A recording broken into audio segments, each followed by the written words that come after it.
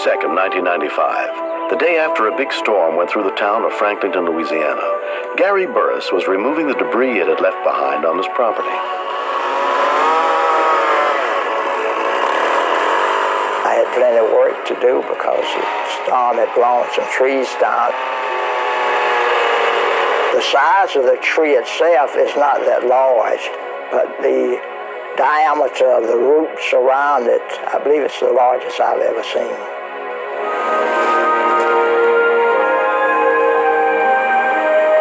I didn't see anybody around at that particular time, you know, that would be in danger.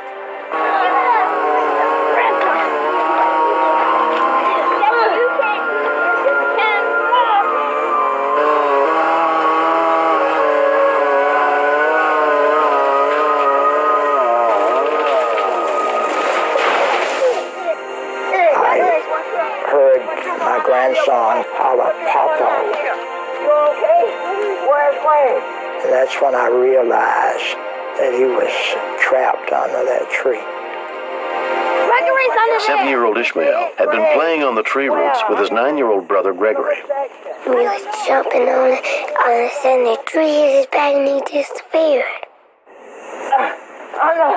I dropped to my knees and I started digging with my hands, and I screamed, "Somebody help me, please. Somebody."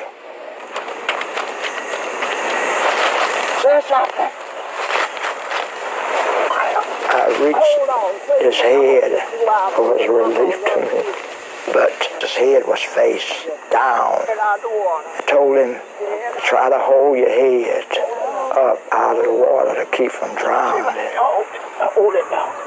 By that time, my son had got out there. Gregory and Cassandra Burris came running from their house next door when they heard what had happened to their oldest son.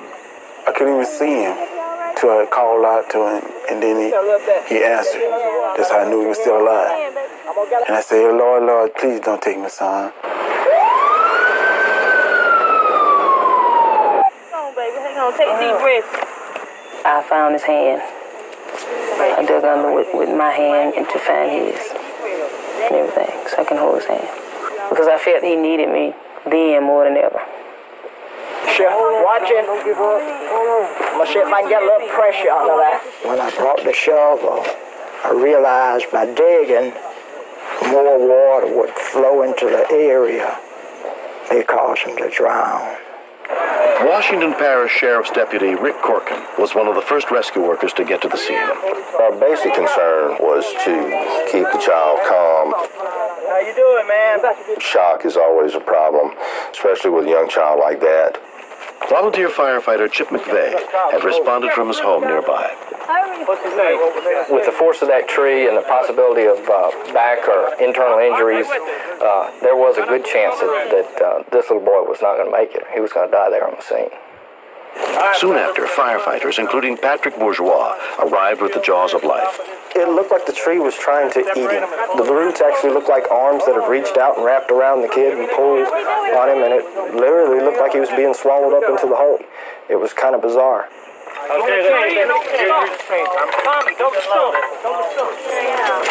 was scared because I thought my brother was going to die under that.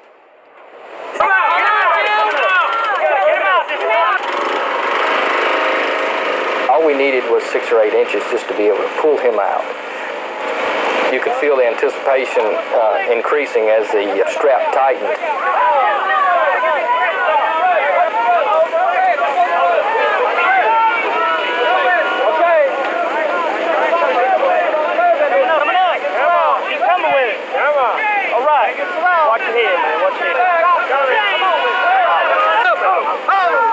When the cable snapped, everything in me dropped. It was like for a moment that there was no hope. It was like a moment of silence, you know, everybody was like, now what? I thought that was the end. Because with all that pressure, I don't see how he could survive. We knew time was running out. We were getting desperate to get him out from under there. the sheriff's deputies suggested that we just do away with all the modern tools and go back to what God gave us to start with, our most basic rescue tool, and that was our hands. Paramedic Steve Barnes was one of the 25 rescue workers on the scene. The adrenaline that was flowing in us was just unreal by this time. And we all grabbed a hold of the tree, not realizing we would ever budge it. Come on now! Come on!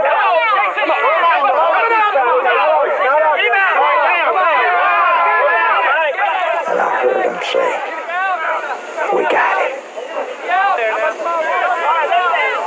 And my wife said, "Is he dead?" And he was alive. Thank God. It was almost like this little boy was actually being born from underneath this stump. Here we were waiting like expectant fathers, waiting, and then all of a sudden we hear those words, he's out. 9-year-old Gregory Burris Jr. was examined at Riverside Medical Center by a team of doctors. I was expecting for him to say that he's going to be paralyzed for the rest of his life.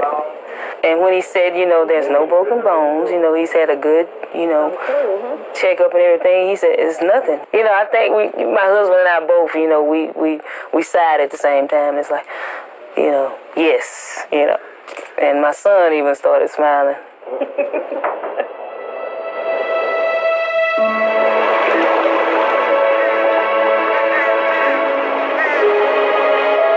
The stump stayed on me for an hour, and then when I got out, I couldn't move my legs. I told them I was hungry, and then they said, "What you want to eat?" And I said, "I want some steak and potatoes." Gregory's a very lucky boy. I look at it as a miracle. It had to have been. That's the only thing that can explain it, that he come out from under the tree without a scratch. A lot of people was helping me, and I was real thankful for that. I love my grandpa because he saved me because he got me from under that tree. The best thing that you can do is never let your guard down. Always watch your children.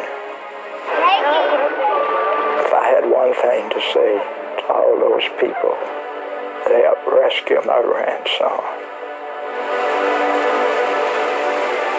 thank you.